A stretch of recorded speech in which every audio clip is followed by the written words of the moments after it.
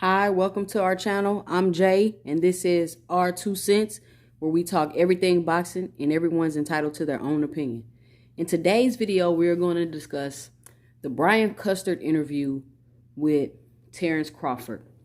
It was a pretty good interview. It was about 15 minutes long.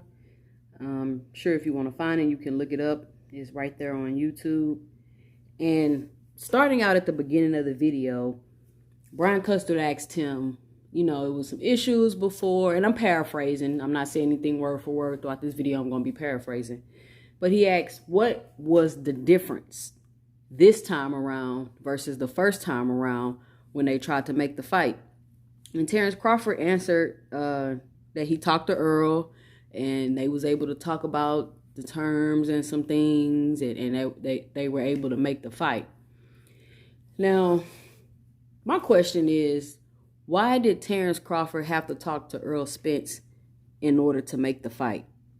He was saying the first time around the fight, like, oh, I'm talking to Al, Earl's nowhere to be found, and I told Al that I wanted us all to come together and sit down at the table, and Al, he said Al told him that that's never been done in boxing history. So my question is, why did Terence Crawford have to talk to Spence in order to make this fight happen? And if any of you guys got an answer to that, or you just want to drop your 2 cents, drop your 2 cents in the comments below and let me know why you think that Terence Crawford had to talk to Earl Spence in order to make this fight. Because from what I hear from Earl Spence that I've heard him say is in interviews is he had to give Crawford more money, more of his cut, from my understanding. I could be wrong. This is just my opinion. This is just my 2 cents. I don't know nothing. I'm just going off the information that I've collected, and I'm creating my own opinion from that. And anybody watching this video is free to do that as well. Just drop your 2 cents in the comments below. And then Brian Custard asked him, people were saying that you didn't want the fight, and how do you feel about that? And his rebuttal to that was, I did want the fight. Me and Earl wanted the fight, and we both wanted to make the fight. That's what we both really wanted. So I believe he's implying that the reason why the fight didn't happen before was because of the suits and Al, those type of people. Showtime, I guess you could say. And that's cool, Terence. However, we have so much footage and so many interviews of you saying you don't need the fight. You already a Hall of Famer. You don't want the fight. You're moving on. And all of these things.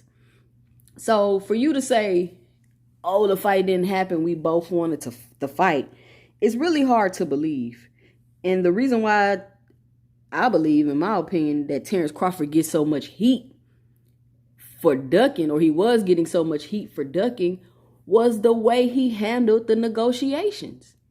He strung people along, acting as if he was going to take the fight, and then at the last minute, he switched it up and changed his mind.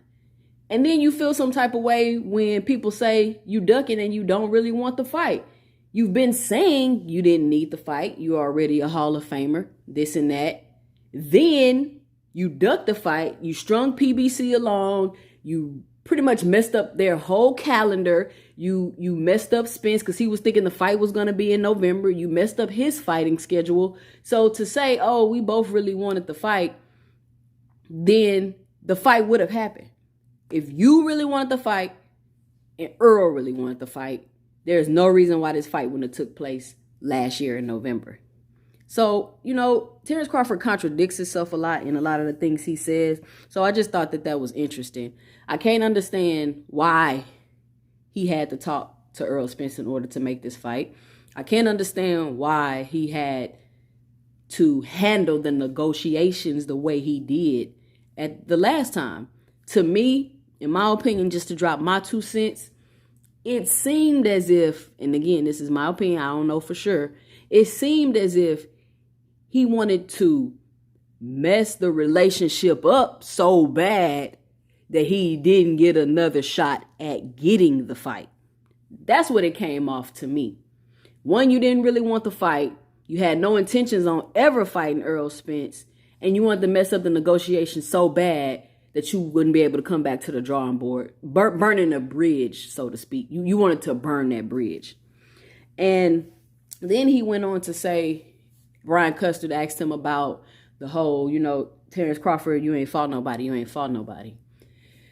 And just to give my 2 cents about Terence Crawford not fighting anybody. If you look at it, especially at the 147 division, we can say he fought Kell Brook and he fought we can say he fought Kell Brook and he fought Sean Porter. However, you can tell that those fights were strategically placed in his career, just to give my 2 cents. He want to say, oh, Earl fought Kell Brook when he was broken and this and that. When the truth is, Terence, you fought Kell Brook when he was worse off than he was when he fought Errol Spence. He had moved up in weight. He had a couple fights and he had to move back down in weight last minute. His original trainer, didn't even want to train him for the fight because he didn't want him to take the fight. So we can X that off the list. Then you got Sean Porter. Sean Porter had damn near both feet out the door before you guys fought. And he didn't train as hard. And these are self-admissions. Sean Porter said himself, he didn't listen to his daddy. He didn't do the things his daddy said he needed to do because he felt like he was at a point in his career where he doesn't even need to do these things anymore. And honestly, that doesn't even make any sense. I don't know when you can ever get to a point in your career, especially as an athlete, where you no longer need to do the things that you were doing before to win. That just didn't make any excuse, and it just sounded like a excuse coming from Sean. So, boom, you got Sean Porter, you got Kell Brook. Other than that, who else has Terence Crawford fought that you would consider top 147 pounder in the division? Nobody. And so he goes on to say he was calling out Danny Garcia. He was calling out, who else was it? It was Danny Garcia and a couple other fighters he named. He was calling him out, but nobody wanted to fight him.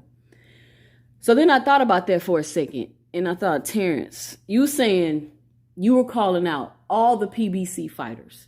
All these PBC top welterweight fighters was ducking you. And when you had the opportunity to go to PBC, to be able to make fights with the people that were quote unquote ducking you, you decided to re-sign with Top Rank. So how did you really want these fights when you didn't even go to where you could get the fights? Terence, you didn't go to PBC where you can get the fights where all the top 147 pounders were. And you want to keep saying, and Terence gets real defensive when somebody says, oh, you ain't fought nobody. To that I want to say, if one person is saying something, it's possibly not true. If 3 to 5 people are saying something, it possibly couldn't be true. But when you have majority of people and even Crawford fans or whatever y'all want to say, you can't really defend his resume. You can't really say, oh, he did fight.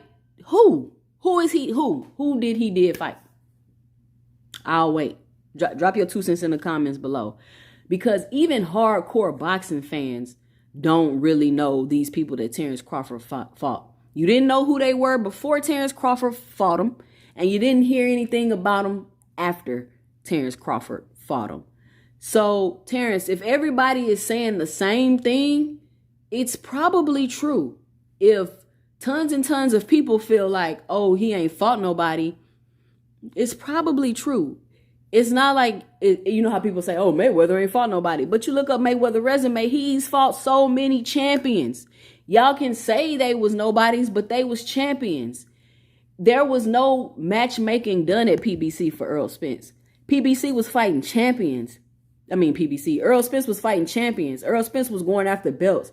Errol Spence spent his whole career becoming a champion, going for the undisputed, taking the tough fights, going all the way overseas to fight Kell Brook, getting brownies thrown at him.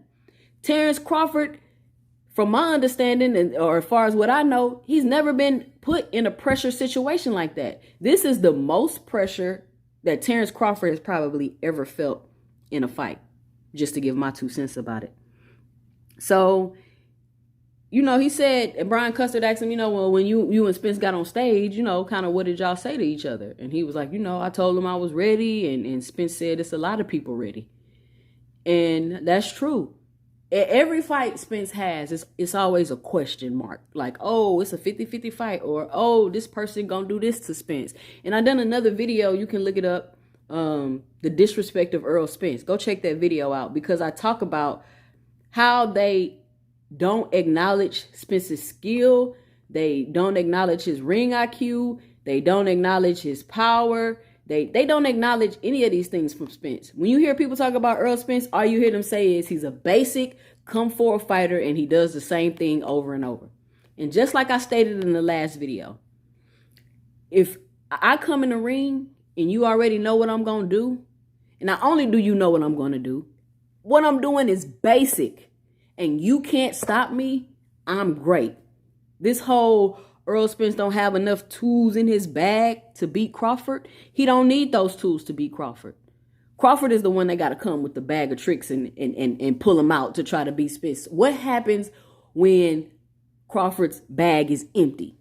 What happened when he didn't use all the tools in the shed and they're not working? They don't fit. What is Bud gonna do then? So he basically said, Spence told him, a lot of people are ready. Mikey Garcia was ready. I see something. Mikey Garcia seen something, right? A lot of people was ready. So Spence basically telling him, you better make sure you're ready, because July 29th is going down. And then Brian Custer asked him about the rematch. Now, just to give my 2 cents about a rematch, if Terence Crawford loses, I don't know. I don't know if he'll risk losing twice. I don't know if Terence Crawford will call for a rematch. Now, I believe if Earl Spence loses, he for sure gonna call for a rematch. I mean, he's basically already said it. They asked him in the Gillian Wallow interview, I think it was the Gillian Wallow interview, what's up with the rematch? You know what Earl said? Earl said, if Terence want a rematch, hey, we can do it. That's what he said. If Terence want the rematch, we can do it. He has no intentions on losing this fight. He not talking like he gonna lose this fight. And every time you ask him, he tell you how he gonna break Terrence's will. He gonna break him like a horse. Whew, that's deep. July 29th is going down. I can't wait for that fight. So then Brian asked him, is there anything that Spence does that concerns you? And he said nothing that Spence does concern him. So basically he's saying, I'm not worried about Spence. I've fought so many people. I've been fighting since I was 7 years old, and this and that.